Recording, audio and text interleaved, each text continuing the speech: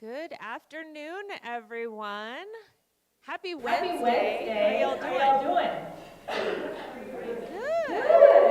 And welcome to those that are joining online. So my name is Heidi Schneider, and we're going to have our presentation in just a moment. But before we get started, just wanted to ask, how many how of many y'all of show y'all me, show or me, by or by raising raising hands, hands, how many of how y'all many of have y'all have downloaded the the You You Safe Safe Us Us app? app? Okay, that's Okay, a that's good a good amount, amount, and and yet yet we we would would like like to to see see everyone everyone have have You You Safe Us Safe Us app on app their on their phone. phone. So on So every on every table you table you can can find find information information about You about Safe You Safe Us. Us. Adams Adams has has subscribed to a subscribed to a 3-year 3-year subscription. subscription. This This is is a application used for used for education education and and prevention of prevention of sexual sexual assault, assault, sexual sexual violence, violence, dating dating violence, violence, stalking, stalking, etc., etc., etc. So you'll etc. So find you'll find resources resources and and information at information this at this website. website. This app, This it is app, it is free. free. There's There's magnets as magnets well, as and there's well, some and there's some swag. And if you swag. And have if you have questions questions about how about to how to download the app download the app or or what the what app the is app is for, for, then then after our after Kindred our Kindred Spirits, if you'd Spirits, if like you'd to like to go go talk to talk to Charlie Charlie Olson Olson over over here, here, they are they are very very happy to happy help to answer help your answer your questions questions or or assist you assist with you with downloading the downloading app. the app. Okay? Okay? So So I will I stop will stop talking and talking I will and turn I it will over turn it to our over to our presenters presenters today, today, Delilah Delilah Chavez and Chavez Ana and Ana Guevara, and they Guevara, will and be they will be talking talking about, or the about, name or of the their name of their presentation is presentation Fact is Check. Fact Check. What every What student every and student and employee should employee know should about know Title about IX Title and the IX and Clery the Act. Clery So let's Act. So let's give a give big a round big of round of applause, and applause, I'll hand and it I'll over hand to it over them. to them.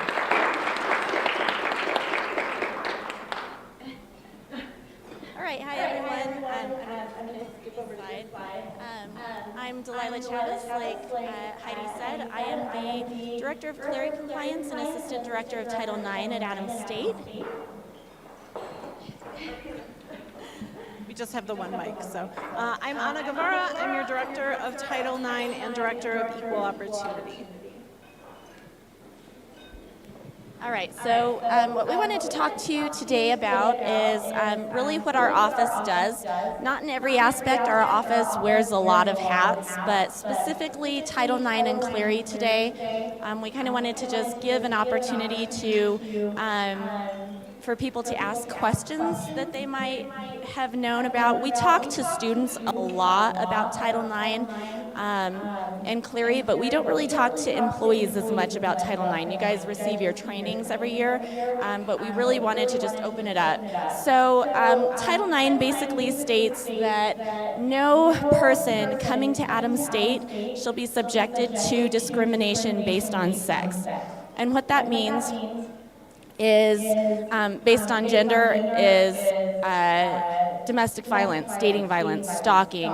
Those are kind of the higher end of the spectrum, but then there are other things, harassment and stalking, things like that. And the reason we're required to abide by Title IX is because we receive federal financial assistance. So, and feel free whenever you want. So one thing we wanted to mention is that we are not the decision makers, and I think that's where a lot of people on campus might be confused. We do not make the decision when it comes down to a Title IX report. We gather all the information. We do interviews. We kind of fact check, speak with any witnesses and other parties that are involved and get all the information. We gather all that information up and then we provide it to an adjudicator, or depending on what type of report it is, depending on what type of incident or situation it is, because it's not always an incident, right? Sometimes it can just be uncomfortability within the workplace or within a classroom and things like that. And it's important to point out that our office has no sanctioning power at all, not in any realm.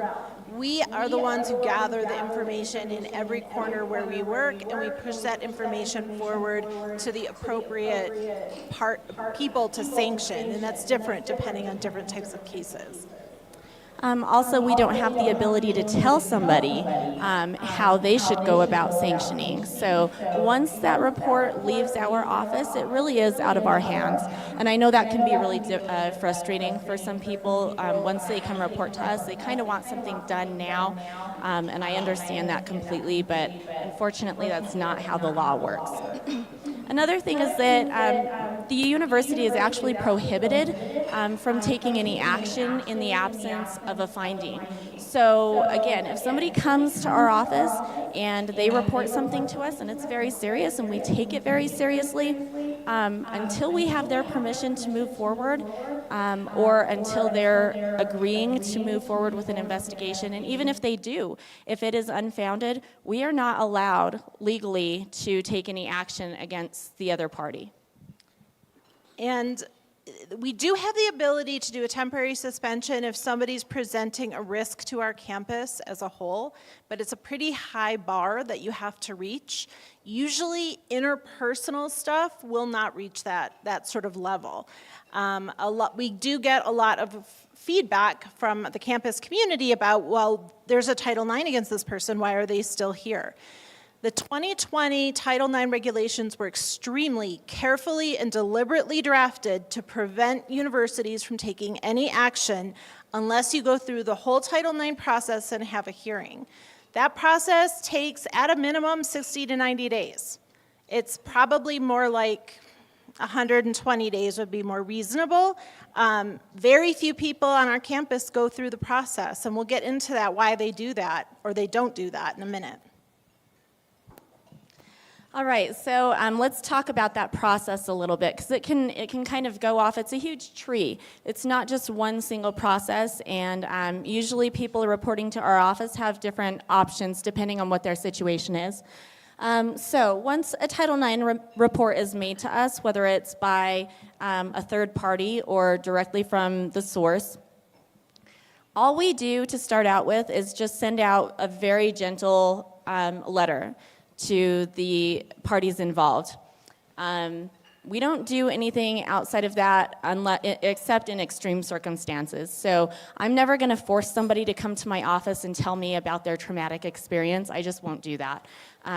We will send that letter out, and it describes the Title IX process, what some of their options are, what their rights are under Title IX, and accommodations that are available to them. From there, it really is up to that person to come to me and give me more information if they would like to.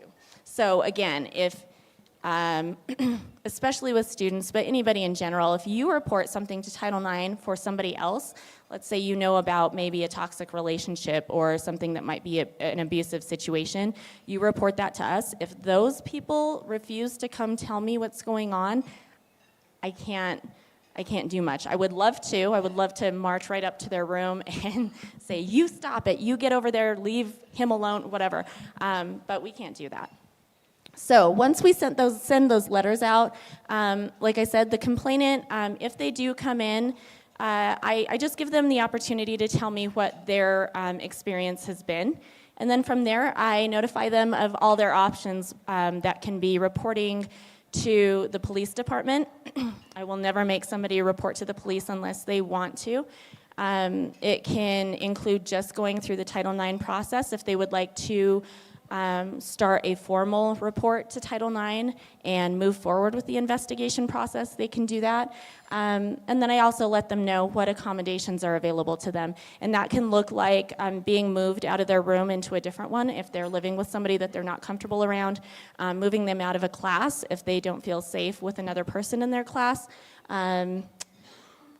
extra time on their assignments or tests. If somebody has gone through a traumatic event, you can bet your butt that they don't want to get up the next morning at 8:30 to make it to class and try to, especially if they're in class with that person, or having to get up and put your makeup on and get ready after you've been through something traumatic is really difficult. So we'll help them with that as well. So some of you may have received letters, accommodation letters from our office in the past. I also send out accommodation letters for any gender-related disabilities. Most often that looks like pregnancy or something related to pregnancy, but it can also be endometriosis. In theory, it could be prostate cancer. It's never come up, but that is a gender-specific medical condition. So anything like that, we also send letters out for. And I just want to talk a little bit about some feedback we've gotten in the past is, why don't we proceed with every single case where there's an alleged sexual assault or domestic violence? And Delilah touched on it a little. We don't force people who have already had their autonomy stripped away to go through a process where we're further taking away their autonomy. And that's why we don't move forward on most cases. There is an exception to this. If this is a situation that endangers all of us, or most of us, or some of us outside of that relationship, we will move forward against the wishes of the complainant. It is not our favorite thing to do. It's really not trauma-informed or how we prefer to go about handling our students. But if there is danger to all of us, please know that we would move forward on that case. So after that point, let's say somebody does decide to move forward with a Title IX report, a formal report. We will, by we, I mean the investigator. Sometimes that could be Anna, sometimes it could be me, depending on the situation. We will call in any parties involved, so of course the complainant and the respondent. We only have so much ability to force somebody to come to our office. If a respondent chooses not to come talk to us, we don't have much in the way of making them come talk to us. But we will also ask witnesses, any witnesses to that situation, to come in and speak with us as well. And then from there, all that information is gathered and the report is completed and then provided to the appropriate party or parties. And then they decide whether or not also that they would like to move forward with a hearing. So let's talk a little bit about the hearing process. Like Anna mentioned, after the 2020 rewrite, that hearing process is a difficult process to go through. We are the first to admit it. So why might a person not want to move forward with a situation? This seems to be really difficult to understand for people who are not involved or who have not experienced traumatic events. To people on the outside, they're just like, you know it's happened, why can't you do something about it? So, like I said, there are many barriers to a Title IX hearing. The complainants could be afraid of retaliation. They almost always are in the same friend group. They could fear losing their friends over something like this. And in Alamosa, if you're not from here, that's all you've got, right? It might be that they still care about that person. And even though that seems crazy to some people, it's a very real reality. And we understand that as well. There might be some doubt. They might be afraid of other people doubting them. Victim shaming or victim blaming is huge. And so we have to be understanding of all those things, no matter how bad we would like to see somebody be held accountable for their actions or their possible actions. We also have to take all of this into consideration and respect a complainant's wishes if they choose not to move forward. Also, like I said, that hearing can be extremely difficult to go through, just the process itself. Like Anna mentioned, it can be very long. It's short in the world of compared to in like the world the of Title criminal IX or just criminal justice in general. It's very short. 60 days is very, very short. But to somebody on our campus who is going through something and has to live around this person, that can feel like a very long time. They are required now, after that 2020 rewrite, to participate in the process fully. And again, that can be really, really difficult. Even in the court of law, a victim doesn't always have to participate in hearings. They don't have to show up for hearings and things like that. And with ours, they do.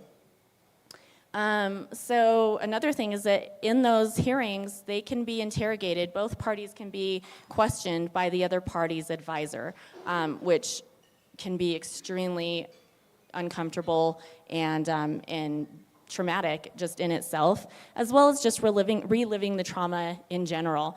You're having to tell your story over and over and over again, and that can just be traumatic as it is. So another piece that isn't really obvious from the outside looking in, and I don't know how many of you have ever been involved with our criminal justice system. I used to be a public defender in many previous lifetimes ago.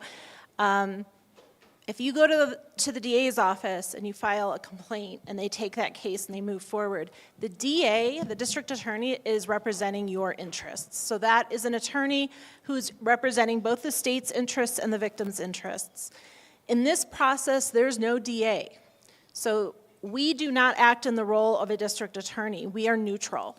So that means that somebody who has experienced trauma, who has been victimized, has to then move forward with a court hearing, and they don't have a guide. They don't have somebody who understands the system. We can provide them all the information that we can provide to both parties, but that's where our line in the sand is.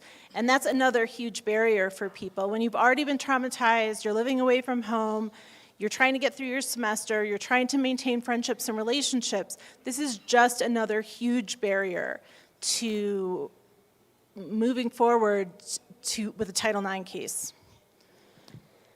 So like Anna said before, almost never will we move forward with an investigation without the permission of the complainant, except in the extreme circumstances where the campus as a whole is in danger somehow. And we have had to do that in the past. We don't do it often, and it doesn't feel good moving forward with something without the permission of the complainant.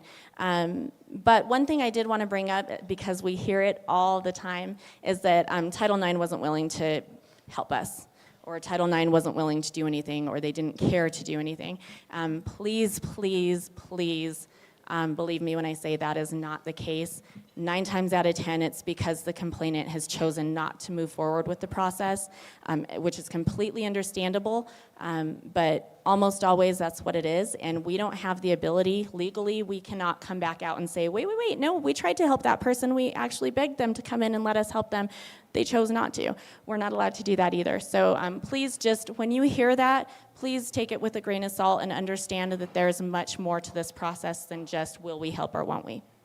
And have compassion for that human, because they've experienced something traumatic, they've sought out help, they have figured out that the help we can provide is somewhat limited and not as supportive as they need, and they're mad. And they have every right to be mad, and that's fine. But just know that we never said no. We would never say no.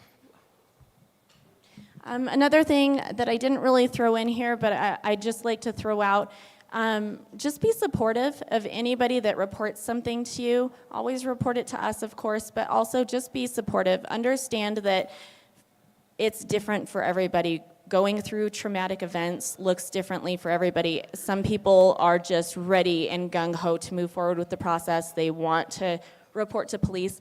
Others are totally against talking to the police. They are very hesitant to talk to us. Please understand and just be supportive of that person, and understand that they might just need a friend right now. They might need counseling. We can also help with other resources. So even if a person does not decide to move forward with the Title IX process, we can help them with accommodations. We can help them to get in touch with medical care, with mental and emotional help as well, and counseling.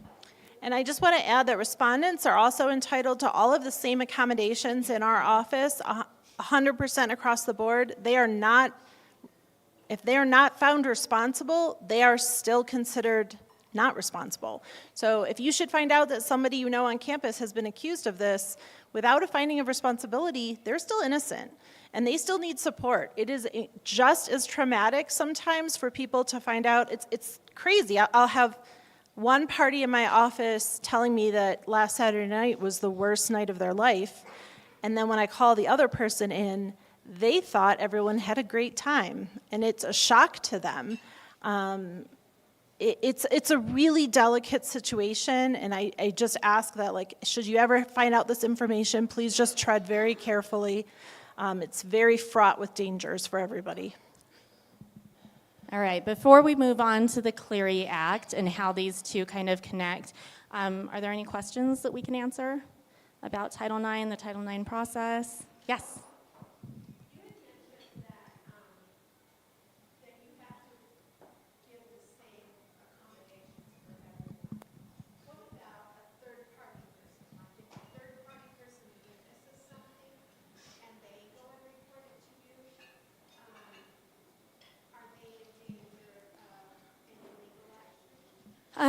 So we have something called a retaliation policy on campus. So I'm going to talk about two things, accommodations and then resources otherwise. So that says that anybody that comes into our office and either reports Title IX situation to our office, they are not allowed to, nobody is allowed to retaliate against them for reporting to us or for talking to our office. And that goes for everybody involved. So that's number one. Number two, we will also offer accommodations to witnesses. We have people who are coming in with the survivor. We have people who have to come into our office for interviews. We have some people who have just witnessed something, like you said, that could have been just as traumatic to them, and we will always help with accommodations in those situations as well. And those accommodations look different, especially for the faculty that are in the room. You probably already know this. Our accommodations don't look the same every time. It really depends on each situation, and it depends on what the complainant or respondent asks for. Sometimes we will say this is available to you, and they just never ask for it. Sometimes we'll kind of send it out and say just in case they have this available to them. But yeah, we will provide that help to all parties involved. Any other questions? All right, so another part of our office is the Clery Act, which really is a student right to know act that came about in 1990 after a student was murdered in her dorm room.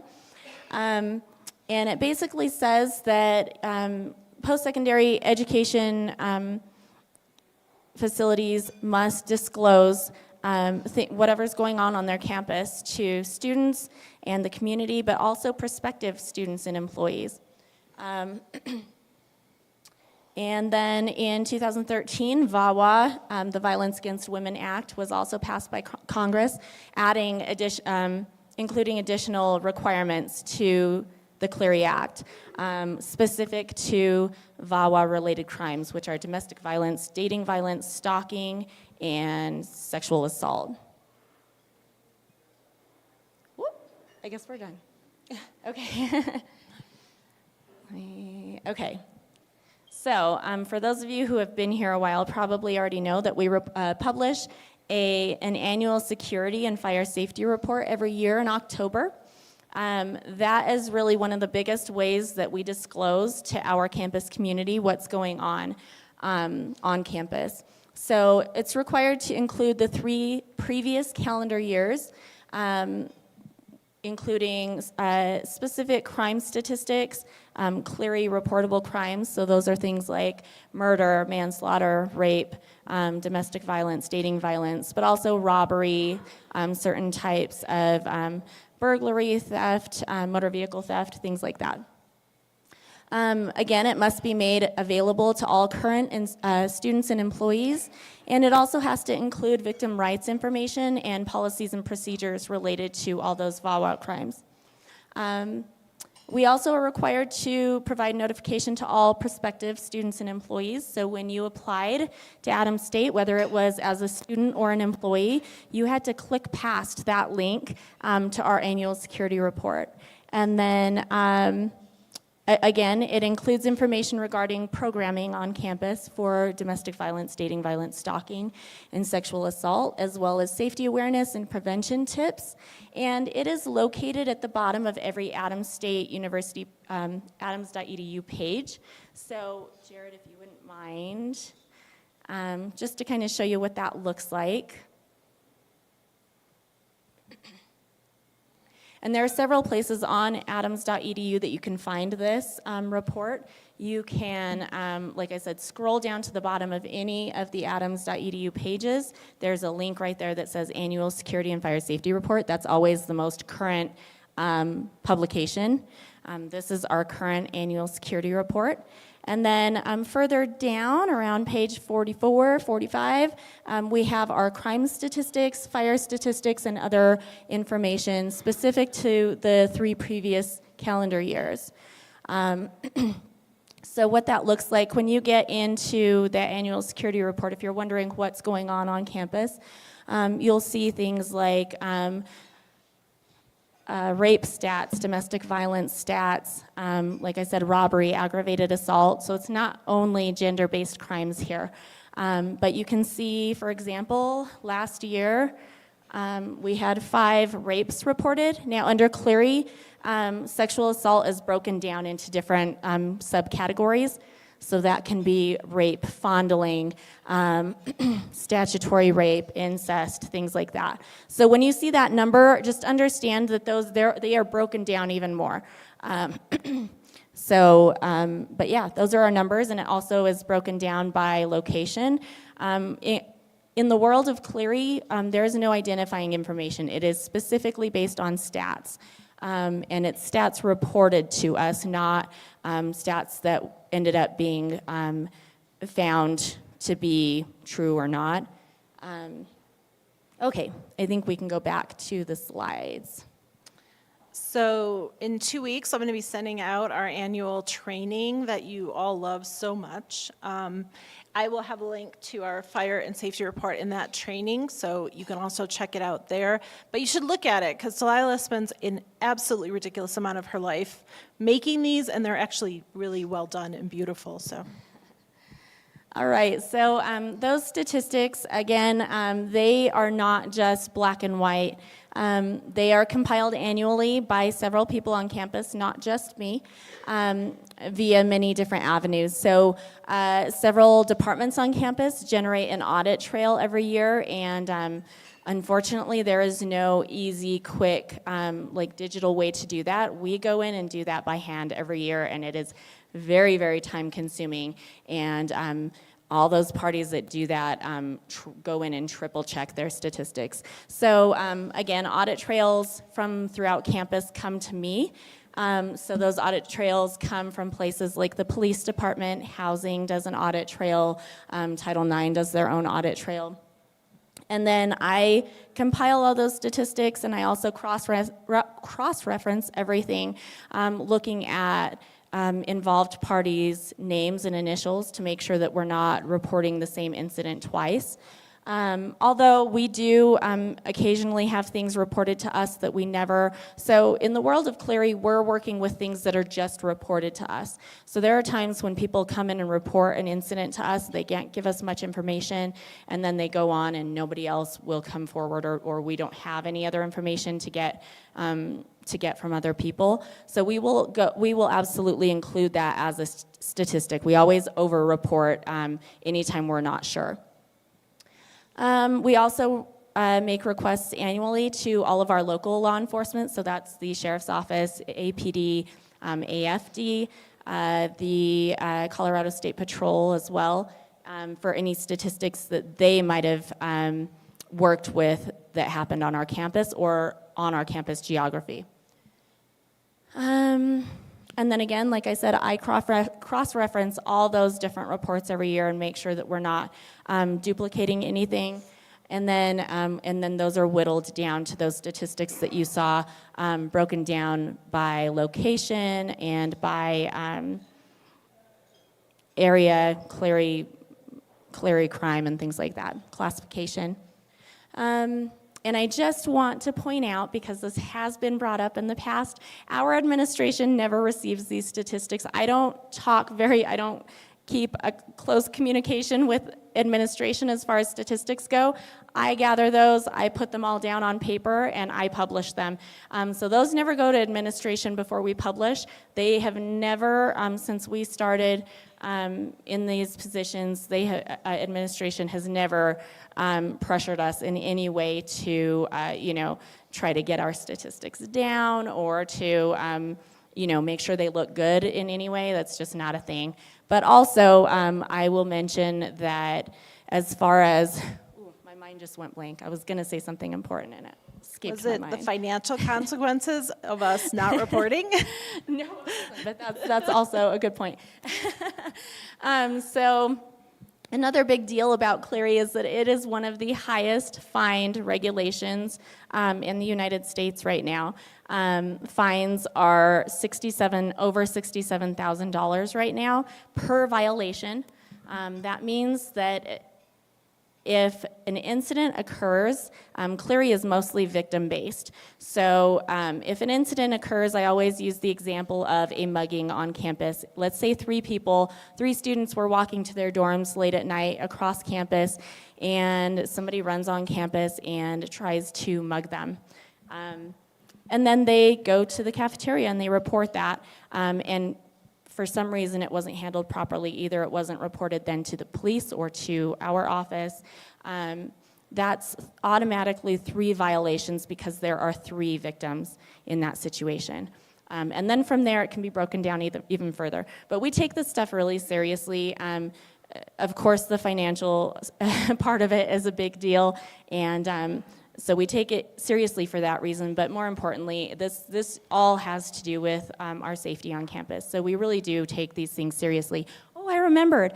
Also, when our statistics, we're kind of backward in our office. When our statistics go up, in our worlds, that means that we're doing a good job, that we're making sure that everybody knows how to report. So when we see our statistics jump up, to us that means that we are getting the word out, that people are feeling more comfortable reporting things to us, because really things happen, and in general, the statistics are that people don't report, especially male victims. Those crimes go very, very underreported. So when we see our statistics go up, we don't take that as a bad thing, and we've never been told by administration to get them lower.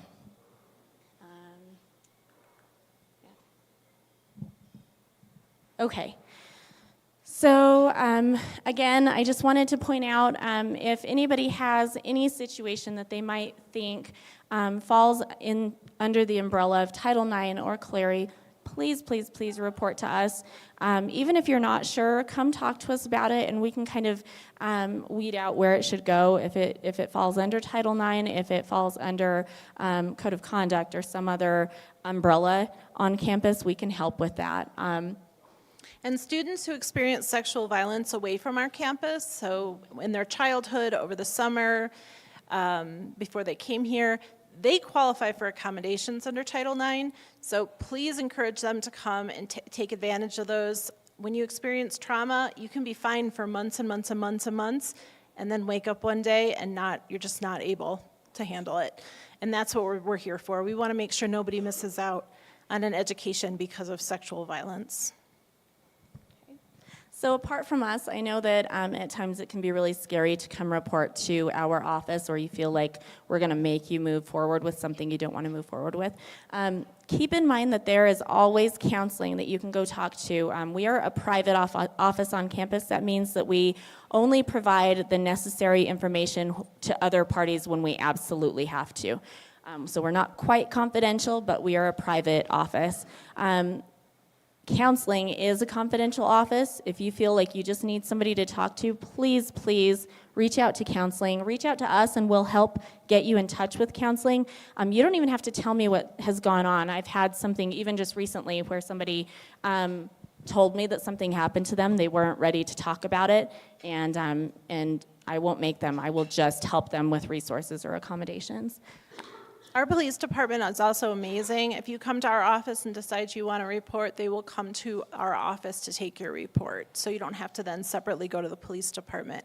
And also, I just want to be clear, Title IX also applies to all of our employees. So you're all also protected under Title IX, and this would be the process that you would use should something like this occur.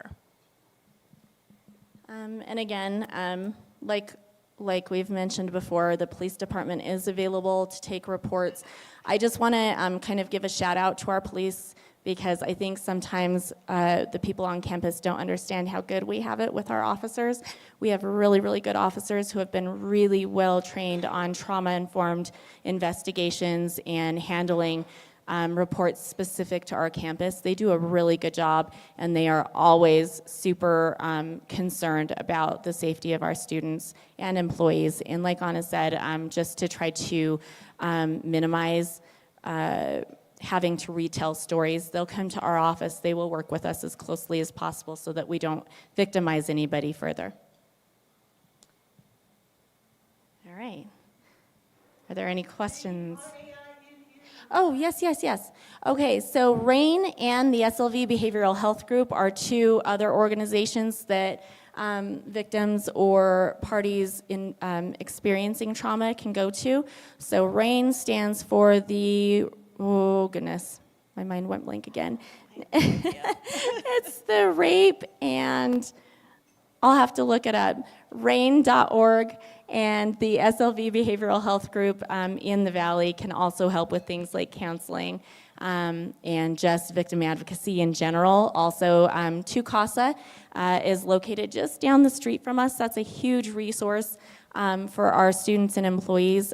They are a victim advocacy group who help with things like domestic violence, sexual assault, and stalking. And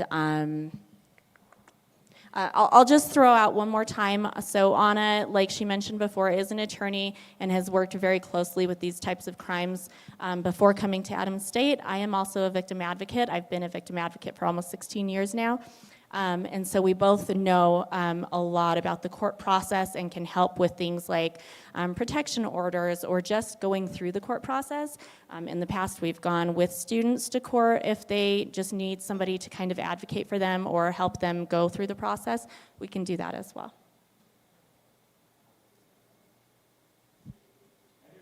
I looked it up. It's rape, abuse, incest, and incest national network. Awesome, thank you. The Rape, Abuse, and Incest National Network, RAIN. And like I said, they offer victim advocacy for any one of those types of crimes and can help get people in touch with things like medical care and just help them through the court process, can help them with other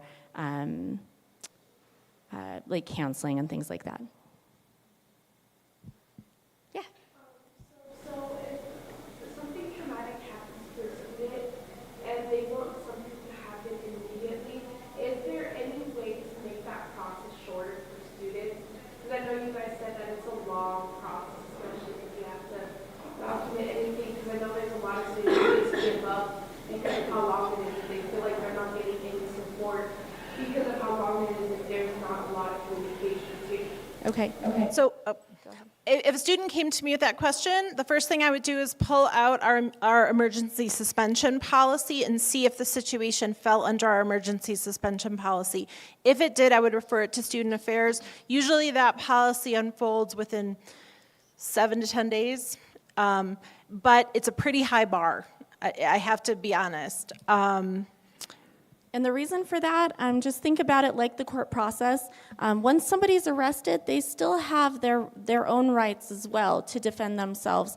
So you're not arrested and thrown in jail and that's it forever, right? You're given the ability to go through a court process.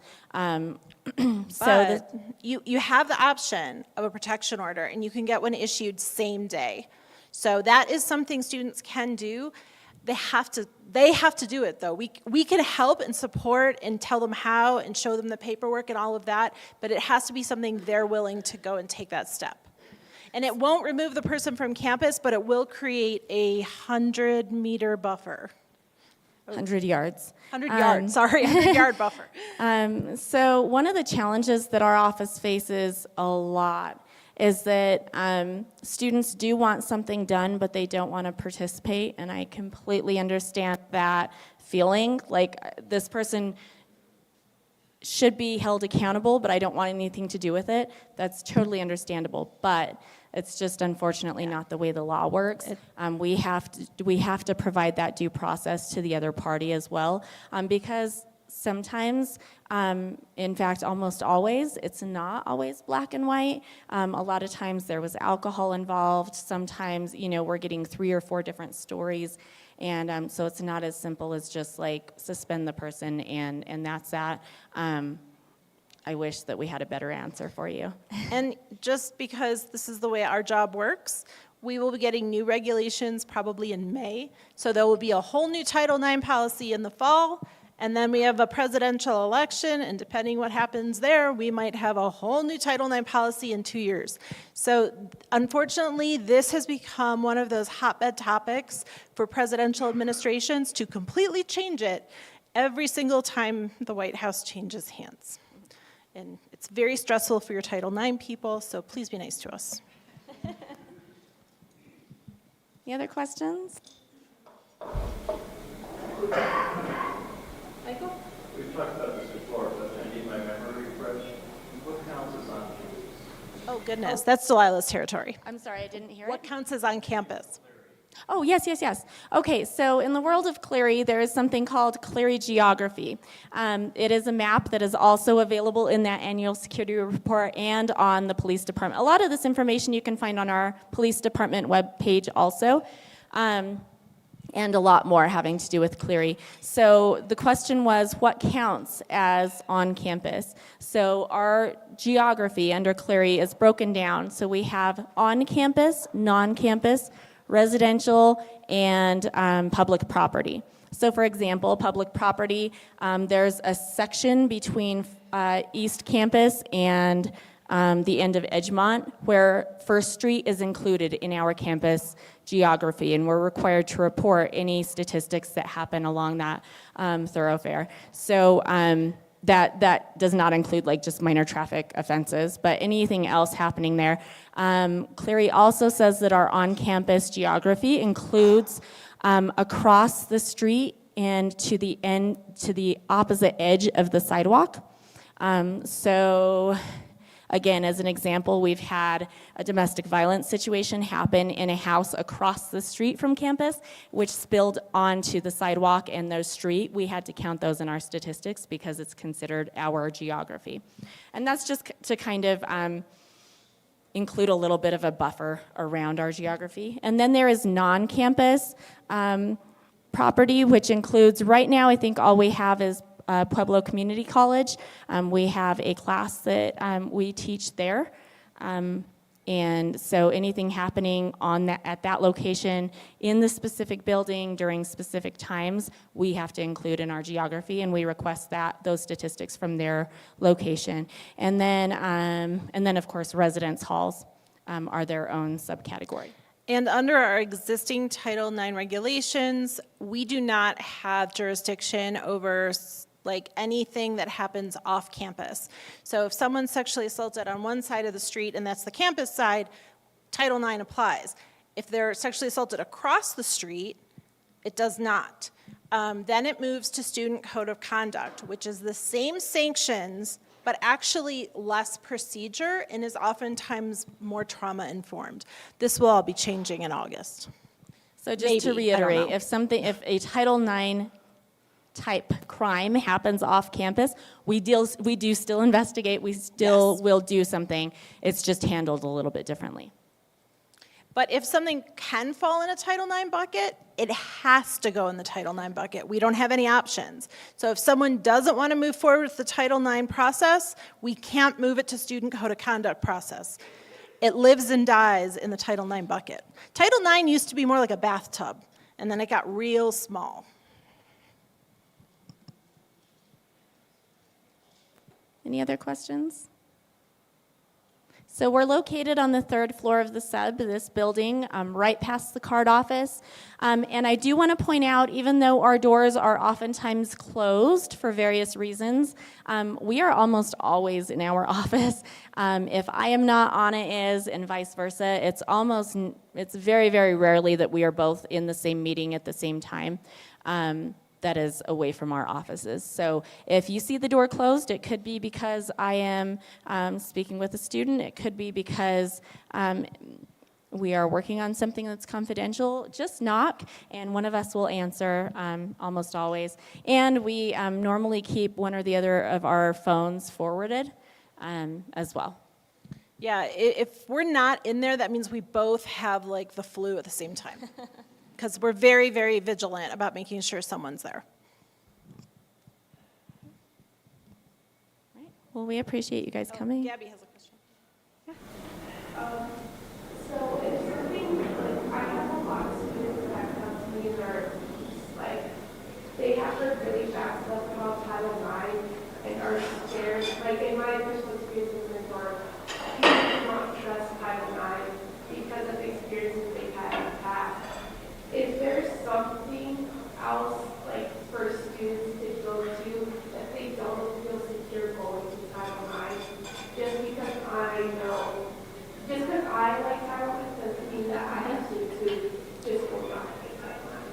we can't respond to students if they don't talk to us.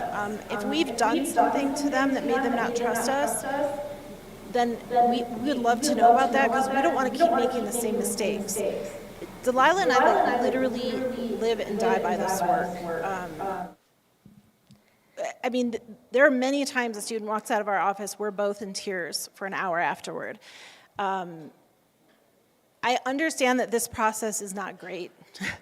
It's really not, and it's probably not kosher of me to say how terrible I think this process is, but it's terrible. And if it was my daughter, I probably wouldn't tell her to do it. I get it, but as much as we can within the boundaries of the regulations, we want to help students. And we're never going to say no, and if they have a suggestion for something that might help them, unless we are absolutely prohibited from doing it, I am all in. So to answer your question also, is there another place they can go? Absolutely. So they can report to the police. One thing to remember or to keep in mind is that our police kind of work the same way. They are a little bit different, and they do have sort of a wider ability to go after something even if a person chooses not to participate. But there are situations where somebody can report to them and just say, I just want to document this. I don't want to do anything else. They can do that. They can also report to counseling. They can also report a situation to student affairs. So if somebody doesn't feel comfortable coming in and talking to Title IX for whatever reason, you can always report to student affairs, and then student affairs can kind of help move through the weeds, I guess.